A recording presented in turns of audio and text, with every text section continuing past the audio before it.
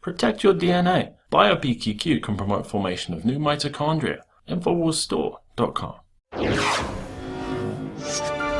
And speaking of taking care of things in your own backyard or lack thereof, we see that a report is finding a sharp increase in veterans who are denied VA benefits. And this is the story of one Joshua Bunn. He was a rifleman in one of the bloodiest valleys in Afghanistan, where his infantry killed hundreds of enemy fighters and lost more comrades than any other battalion in the Marine Corps back in 2009. And they say after his deployment, he was suicidal, he was haunted by nightmares, he went AWOL.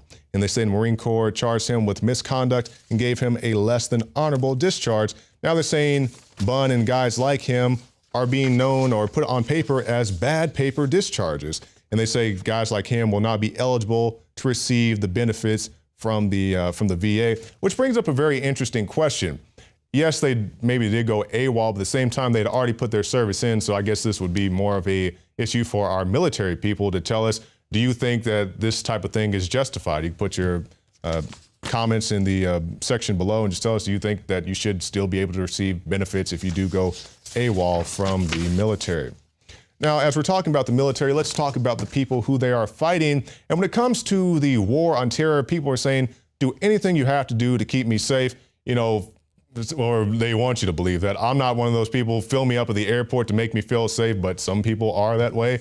I just really don't understand it. But it's going to the point where people are saying, yeah, you can torture the suspects. We've seen President Obama come out and admit, we've tortured some folks. The very laissez-faire type of way of going about it, saying that that's what you have to do to keep the homeland safe. And now many Americans are saying that they are okay with suspects being tortured. The key word there, suspects. And this is a poll that reflects the U.S. public that is on edge since the massacres of 14 people in San Bernardino, also the recent killings in Belgium. And they say the poll asked the respondents if torture can be justified against suspected terrorists to obtain information about terrorism. About 25% said that it is often justified, while another 38% said it is sometimes justified. Only 15% said that torture should never be used. Now, as far as torturing the suspects, I'm personally against it for the simple fact that we're talking about suspects. These are not necessarily the people you're looking for. It's just like the old adage, a kid who lives in a bad neighborhood, right? He's walking down the street from school one day and he just happens to be walking past the house while the cops come out and raid it, and now he gets swept up and he's in the courthouse, in the jailhouse, just like everybody else. That's a suspect. That's why I don't support such measures. And to anybody who would say, well, you know, it's worth it. You know, you have to terrorize these people or torture these people in order to stop the terrorists. Well, look at this. This is an old article. Yemeni prisoner held at Guantanamo Bay for 13 years is victim of mistaken identity.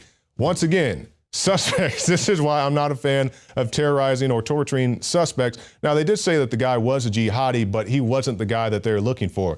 He's a low-level guy. He knew next to nothing. So they held him for mistaken identity for 13 years. That's really not that acceptable to me. And anybody who says that, hey, you know, you got to break some eggs and make an omelet, well, you go down to your nearest courthouse, your nearest jailhouse, county jail, and volunteer your indentured servitude for the next 13 years and tell me how you feel afterwards of that. Now, that isn't to say that terrorism isn't real. We definitely know that terrorism is real. We have enemies all around us. I just wish that we would stop arming our enemies and just go to the straight root of the source. But now we see that people are trying to join groups like ISIS in alarming numbers. And we see that a Mississippi woman has attempted to join ISIS and has pled guilty to a terror charge.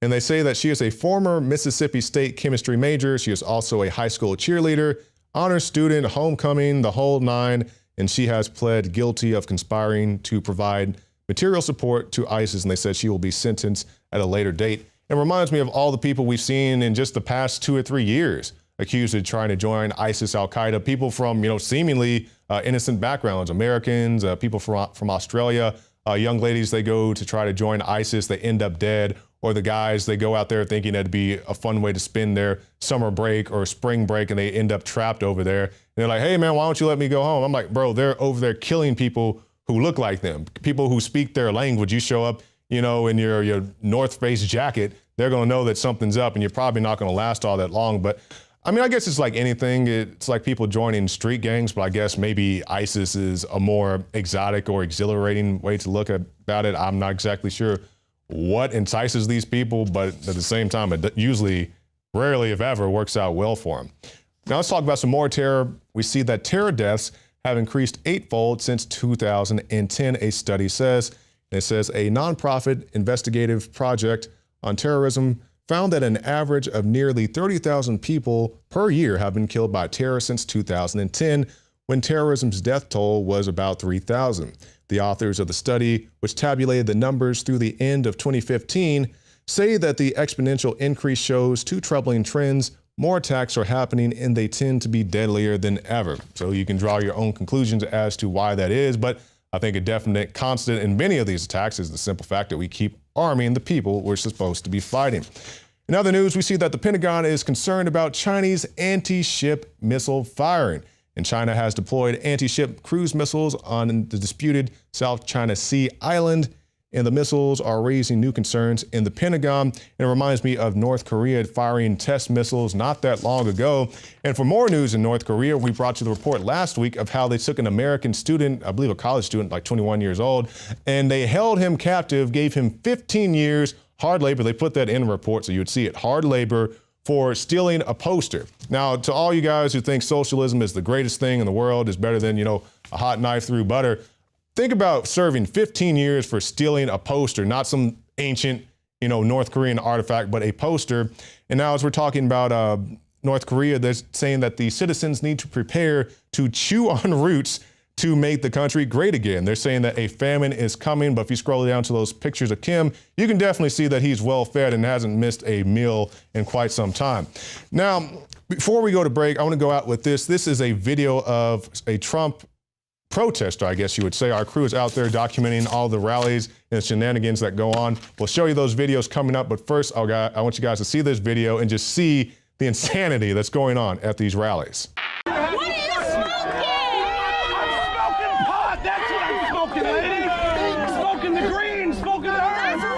You think I'm on drugs because I hate this fascist prick?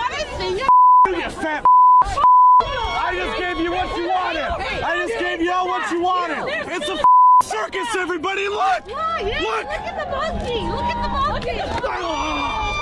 I did that on purpose. It's all a show here.